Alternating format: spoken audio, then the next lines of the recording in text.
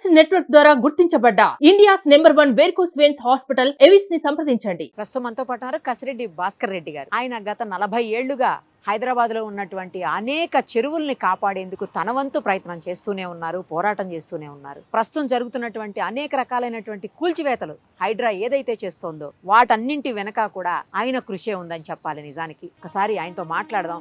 ప్రస్తుతం జరుగుతున్నటువంటి Janwada farm house issue కావచ్చు, లేకపోతే ఫాతిమా కాలేజెస్ ఇష్యూ కావచ్చు, లేదు అంటే మల్లారెడ్డి యూనివర్సిటీ ఇష్యూ కావచ్చు, వీటన్నిటిలో కూడా ఆయనకు మొత్తం ఇన్ఫర్మేషన్ అంతా ఉంది. ఒక్కసారి మాట్లాడి ఏం జరుగుతుంది, ఏం జరగబోతోందో తెలుసుకుందాం. సార్ నమస్తే అండి. సార్ నిజం చెప్పాలంటే కొన్ని కూల్చివేతలు అయితే మీ వల్లే జరిగాయని చెప్పాలి. మీ కృషి, మీ పోరాటం, మీ కంప్లైంట్ల వల్లనే ఇవన్నీ జరుగుతున్నాయని చెప్పాలి. ఎన్ కన్వెన్షన్ విషయంలో చూసాం మనం, మీరే కంప్లైంట్ చేశారు ఫస్ట్ ఆఫ్ ఆల్ అక్కడైతే. సో ఇప్పుడు ఏదైతే జన్వాడ ఫామ్ హౌస్ ఇష్యూ ఉందో, జన్వాడ ఫామ్ హౌస్ 111 జీవోలోకి వస్తుంది, హైడ్రాకి సంబంధం లేదని కొంతమంది అంటున్నారు. కొంతమంది అదేం లేదు, ఖచ్చితంగా అది బఫర్ జోన్లోనే ఉంది కాబట్టి హైడ్రా పరిధిలోకే వస్తుంది, హైడ్రా కూల్చివేతలు చేయటం అనేది పక్కా అని చెప్పి కొంతమంది మాట్లాడుతున్నారు. అసలు ఏ చెరువులో కట్టారు? అది నిజంగా బఫర్ జోన్లో ఉందా, లేకపోతే FTL లెవెల్లో ఉందా, ఎందులో ఉంది? ఏదైతే జన్వాడ ఫామ్ హౌస్ గురించి ఈ మధ్య కాలంలో ఎక్కువ చర్చ వస్తుంది. ఎందుకంటే అధికారంలో ఉండి అందరికీ నీతులు చెప్పిన వ్యక్తి, దాన్ని ఒక మున్సిపల్ మినిస్టర్ గా తీసుకున్న వ్యక్తి, మొదలేమో తన ఎన్నికల దాంట్లో అఫిడవిట్ లో మాత్రం జన్వాడ ఫామ్ హౌస్ తనదే అని ఎన్నికల అఫిడవిట్ లో వేసిండు అనేది ఒక వాదన వినపడుతుంది. ఆ తర్వాత రేవంత్ రెడ్డి గారు, అంటే ఇది ఎందుకు అంత ప్రచారానికి వచ్చిందంటే, రేవంత్ రెడ్డి గారు డ్రోన్ కెమెరా తోటి అక్కడికి పోయినప్పుడు ఆయనను కేసు పెట్టి జైలుకు పంపించింది కూడా అప్పటి ప్రభుత్వం.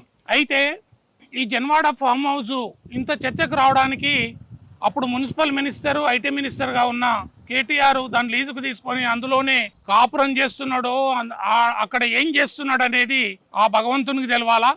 అయితే దీనివల్ల అది ఎక్కువ ప్రాచుర్యం పొందింది. అయితే 111 జీవోలో అనేక నిర్మాణాలు ఉన్నాయి. ఇది 111 జీవో కిందికి వస్తుంది అని అంటున్నారు. ఈ రోజు వచ్చిన వార్తలలో కూడా ఒక కాంపౌండ్ వాల్ మాత్రం ఇది పోయే నాలాకు మీద కట్టిండ్రు, అది సెట్ బ్యాక్ లేకుండా కట్టిరు. ఆ నాలా మాత్రం హైడ్రాకు వస్తుంది, హైడ్రా అధికారుల పరిధిలోకి వస్తుంది.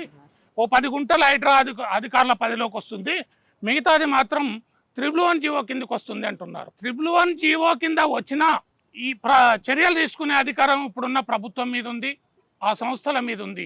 హైడ్రాకు లేకపోవచ్చు కాక HMDAకు ఉంది, ఇరిగేషన్కు ఉంది, రెవెన్యూకు అధికారులకు, ఇరిగేషన్ అధికారులకు అన్ని అధికారాలు ఉన్నాయి. కనుక ఎప్పుడైతే గతంలో ప్రభుత్వంలో ఉన్న వ్యక్తి వచ్చిన రిపోర్ట్ను మరుగుపరిచి బయటికి రాకుండా చేసి దాన్ని ఎంక్రోచ్మెంట్ చేసిండంటే ఖచ్చితంగా దాని మీద చర్యలు తీసుకోవాలని జనం కోసం భావిస్తున్నారు. అంటే ఇప్పుడు మీకున్న ఇన్ఫర్మేషన్ ప్రకారం, లేకపోతే మీ దగ్గర చాలా ఇన్ఫర్మేషన్ ఉంది ముఖ్యంగా చెరువులకు సంబంధించి హైదరాబాద్లో, మీకు తెలిసినంత వరకు మీ దగ్గర డాక్యుమెంట్స్ కూడా ఉన్నాయి. నేను చూశాను, ఆల్రెడీ చాలా డాక్యుమెంట్స్ చూశాను. సో అందులో ఉన్నదాని ప్రకారం అది ఏ చెరువు అవుతుంది, ఆ తర్వాత ఏ చెరువు FTLలా లేకపోతే బఫర్ జోనా, ఏంది ఎందులోకి వస్తుంది? 111 జీవో కిందకు వస్తుంది. అది ఖచ్చితంగా గండిపేట ఏదైతే జలాశయం హిమాయసాగర్ జలాశయాల కింద 111 జీవో ఉన్నదే దానికి కదా.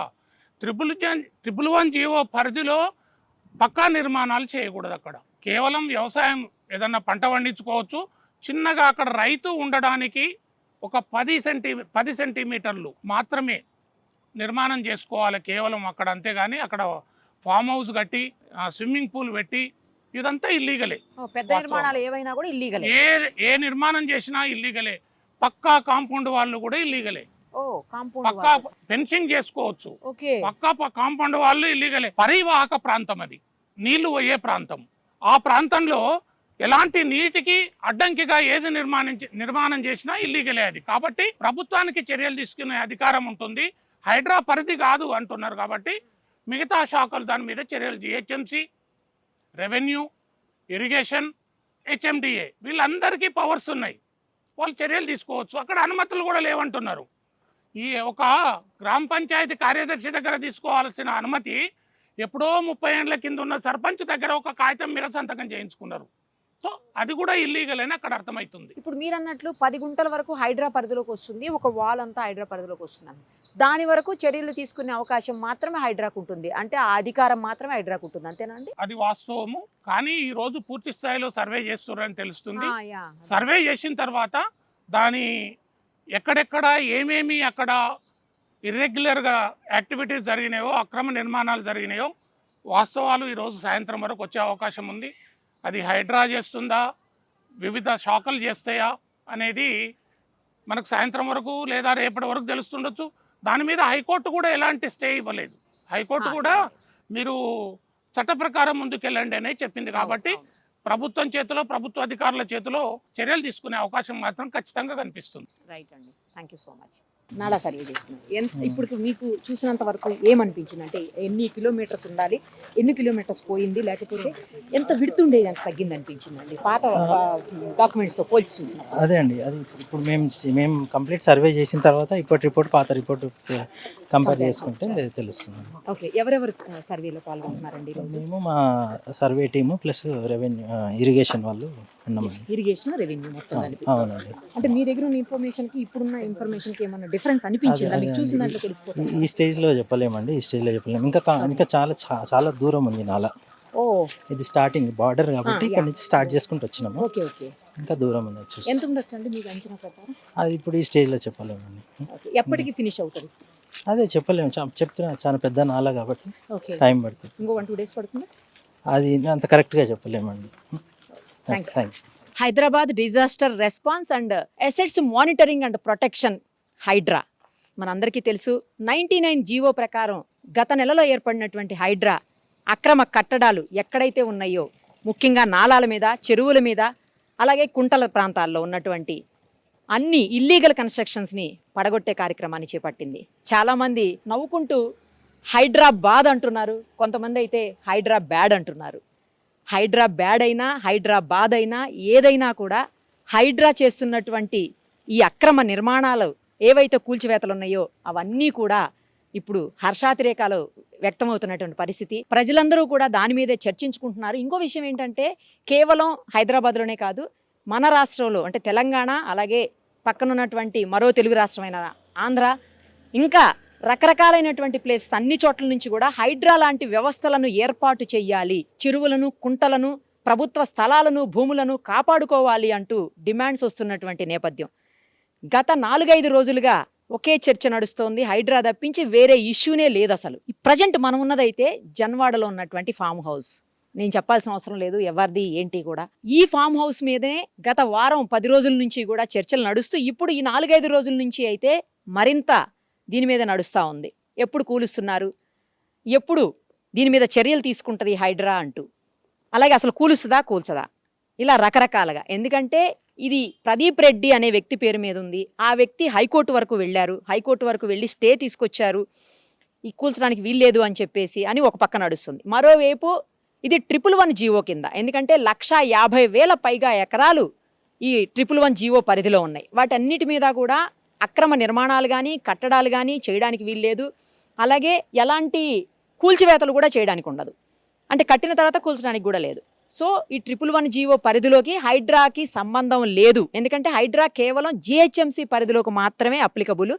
111 జీవో పరిధిలోకి హైడ్రాకు రావడానికి వీల్లేదు అని చెప్పేసి కూడా స్పష్టంగా జీవోలో ఉంది అని కొంతమంది చెప్తున్నారు. ప్రజెంట్ ఇప్పుడైతే ఏమి ఇక్కడ ఇష్యూ ఉంది అంటే, ఇక్కడ ఉన్నటువంటి నాలా ఇదైతే ఎక్కడ చెరువుని కబ్జా చేసినట్టు కానీ, చెరువు మీద కట్టినట్టు కానీ, ఎందుకంటే ఇది వచ్చేసి మనకి ఉస్మాన్ సాగర్ అంటాం కదా, ఉస్మాన్ సాగర్ అదే గండిపేట అంటాం. ఆ గండిపేట ఉస్మాన్ సాగర్ చెరువుకు దగ్గరలో ఉన్నటువంటి ఫామ్ హౌస్ ఇది. జన్వాడ, ఇటు మోకిలా, అలాగే శంకరపల్లి మధ్యలో ఉన్నటువంటి ప్లేస్ ఇది. చాలా ప్రైమ్ ఏరియా అని చెప్పాలి. సో ఈ ప్లేస్లో ఉస్మాన్ సాగర్కి సంబంధించినటువంటి లేక్ పరిధిలో ఉంది, ఆ బఫర్ జోన్లో ఉంది. అక్కడ ఫుల్ ట్యాంక్ లెవెల్ అంటే FTL లెవెల్లో ఉందని చెప్పేసి కొన్ని చర్చలు నడిచినప్పటికీ చివరికి కాదు, కేవలం నాలా ఏదైతే ఉందో ఇక్కడ ఆ నాలాని మాత్రం ఎంక్రోచ్ చేశారు, నాలాని ఆక్రమించి కట్టారు అని చెప్పేసే నడుస్తూ ఉంది. వాటన్నిటికీ, ఈ చర్చలన్నిటికీ కారణమైనటువంటి ఫామ్ హౌస్ ఇదే. ఒకసారి చూడండి, ఈ ఫామ్ హౌస్నే ఎందుకు టార్గెట్ చేశారు అనేది కూడా మనం స్పష్టంగా అవతలకు వెళ్ళి చూడొచ్చు. కారణం ఏంటంటే పక్కనే ఫామ్ హౌసులు చాలా ఉన్నాయి, అలాగే చాలా కట్టడాలు కూడా ఉన్నాయి. అవన్నీ కూడా ఇప్పుడు ఏదైతే నాలా గురించి చెప్తున్నామో అదే నాలాని ఎంక్రోచ్ చేసినటువంటి పరిస్థితి, అదే నాలా మీద కబ్జా చేసి కట్టినటువంటి పరిస్థితి ఉంది. మరి ఈ ఒక్క ఫామ్ హౌస్ మీదే ఎందుకు దృష్టి పెట్టారు, మిగతా వాటి మీద ఎందుకు దృష్టి పెట్టలేదు అనేది కూడా ఇప్పుడు మనకి స్పష్టంగా క్లియర్గా ఒక ప్లేస్కి వెళ్ళి చూస్తే అర్థమవుతుంది.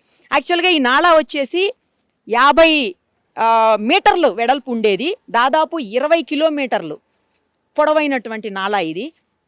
శంకరపల్లి అవతల నుంచి మొదలుపెట్టుకొని ఇది మొత్తం ఈ మోకిల, ఇప్పుడు ఈ మనం ఏ ప్లేస్లో అయితే ఉన్నామో జన్వాడ, అలాగే మణికొండ, తర్వాత నార్సింగి, ఇలా చివరికి వెళ్ళి అది హుస్సేన్ సాగర్లో కలిసేటువంటి పరిస్థితి.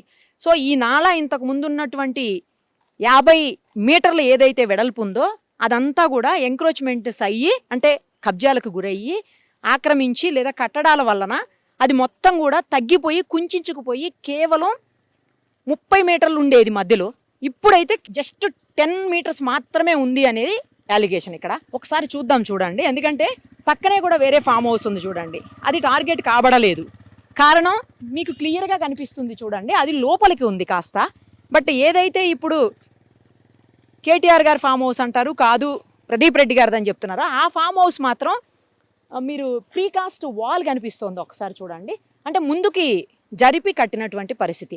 నిజానికి ఈ ఫామ్ హౌస్కి అయితే ఎలాంటి ప్రాబ్లం ఉండకపోవచ్చు.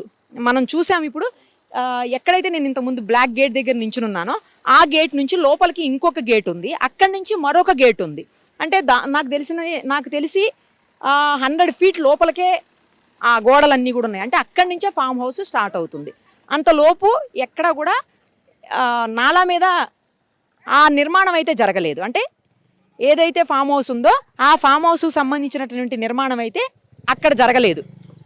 కేవలం ఈ నాలా, ఇప్పుడు మనం చెప్తున్నటువంటి నాలా ఏదైతే ఉందో ఆ నాలా మీద మాత్రమే కట్టినటువంటి కట్టడంగా మనం చూడొచ్చు. అది కూడా ఇక్కడ వాల్, ఆ ముందున్నటువంటి బ్లాక్ గేటు ఇక్కడ చూస్తేనే స్పష్టంగా అర్థమవుతుంది అని చెప్పేసి నేను ఇక్కడ వరకు తీసుకొని వచ్చిన. ఇదిగో ఆ నాలా కూడా ఒకసారి చూపిస్తాను చూడండి ఎంత ఉందనేది. ఆ నాలా కనిపిస్తుంది, ఒకసారి చూపించండి. అక్కడ నాలా కనిపిస్తుంది కదా, ఆ కనిపిస్తున్నటువంటి నాలా ఇప్పుడు ఇంతకు ముందు ఉండేదానికంటే చాలా తక్కువైపోయింది. ఎందుకంటే ఎంక్రోచ్మెంట్స్ వల్ల అనేదే ఇక్కడ పాయింట్. దీన్ని బల్కాపూర్ ఫిరంగి నాలా అంటారట, చాలా ఫేమస్. ఎప్పటి నుంచో కొన్ని వందల ఏళ్ల నుంచి ఆ నాలా ఉంది అని చెప్తా ఉన్నారు. కాదు, ఒక 50-60 ఏళ్ల నుంచి ఉందని కొంతమంది చెప్తా ఉన్నారు. ఊరికి సంబంధించిన వాళ్ళు కూడా అనేక మంది మనతో మాట్లాడారు. వాళ్ళు చూస్తున్నప్పటి నుంచి కూడా చిన్నగానే ఉంది నాలా అని చెప్తున్నారు. అంటే మేబీ అప్పటికే ఎంక్రోచ్మెంట్స్ అయిపోయి ఉండాలి. సో ఏదైనా కూడా ఈరోజు అయితే సర్వే జరిగింది. ఆ సర్వేలో రెవెన్యూ డిపార్ట్మెంటు అలాగే ఇరిగేషన్ డిపార్ట్మెంట్ కూడా పార్టిసిపేట్ చేశాయి. ఇది సర్వే నెంబర్ వచ్చేసి 311 సర్వే నెంబరు. ఆ సర్వే నెంబర్లో ఉన్నటువంటిది అంతా కూడా నేను ఇందాకే చెప్పినట్టు 111 జీవో అప్లికబుల్ ఉంటుంది. మనం సర్వే అధికారులతో కూడా మాట్లాడాము, సర్వే చేస్తున్నాము, ఎక్కడి నుంచి నాలా ఉంది, ఎంత నాలా ఉంది, దాని పొజిషన్ ఎలా ఉంది ఏంటి అనేది మాత్రం చెక్ చేస్తున్నాము. మనం అయితే ఇప్పుడు ఏం చెప్పలేము, నాలాని ఎంక్రోచ్ చేశారా, ఆక్రమించి కట్టారా, లేకపోతే అవతలకే కట్టారా అనేది కూడా ఇప్పుడే చెప్పలేము. ఈ సర్వే పూర్తయితే కానీ చెప్పలేము అని అధికారులు కూడా చెబుతున్నారు. మొత్తానికైతే ఇంకా కొంత సమయం పడుతుంది. ఎందుకంటే నాలా అనేది దాదాపు నేను ఇందాకే చెప్పాను 20 కిలోమీటర్లు ఉంది. అంటే అంత తక్కువ చిన్న నాలా ఏం కాదు. అదంతా సర్వే చేసుకొని ఒక రిపోర్ట్ని అటు గవర్నమెంట్కి, తమ డిపార్ట్మెంట్స్కి, సేమ్ టైం హైడ్రాక్ కూడా ఇవ్వాల్సిన అవసరం ఉంటుంది. కాబట్టి ఇవన్నీ చూసుకున్న తర్వాత ఒకవేళ ఇది నిజంగానే నాలాను ఆక్రమించి కట్టినుంటే ఈ గోడ వరకు ఏదైతే ఉందో నాలా ప్లేస్ అంతవరకు మాత్రమే దాన్ని డెమాలిష్ చేస్తారు. పక్కనే ఉన్నటువంటి వాటిల్లో కూడా ఎక్కడన్నా ఎంక్రోచ్మెంట్స్ ఉంటే, ఎందుకంటే ఇది ఇక్కడ చూడండి ఒకసారి, అది కూడా సిమెంట్ చేసి ఉంది. నిజానికి అది కూడా కట్టకూడదు నాలా మీద, అది కూడా ఎంక్రోచ్మెంట్ కిందే తీసుకుంటారు. సో దాన్ని కూడా కూల్చివేయాల్సినటువంటి అవసరం ఉంటుంది. ఇలాంటివి ఇంకా చాలా ఉన్నాయని చెప్తున్నారు. సో వీటన్నిటి మీద కూడా చర్యలు తీసుకోవాల్సిన పరిస్థితి ఉంటుంది. ఒకవేళ హైడ్రాకి సంబంధం లేకపోయినా కూడా ఇరిగేషన్ లేదా ఇతర గవర్నమెంట్ డిపార్ట్మెంట్స్ ఏవైతే ఉన్నాయో అవి నాళాన్ని కబ్జా చేశారు కాబట్టి దాన్ని కూడా వాళ్ళు డిమాలిష్ చేసి నాళాలని, చెరువుల్ని, కుంటల్ని కబ్జా కాకుండా కాపాడాల్సినటువంటి బాధ్యతని తీసుకుంటుండొచ్చు. సుమన్ టీవీలో మీ పర్సనల్ అండ్ బిజినెస్ ప్రమోషన్స్ కోసం కింది నెంబర్కి కాంటాక్ట్ చేయండి.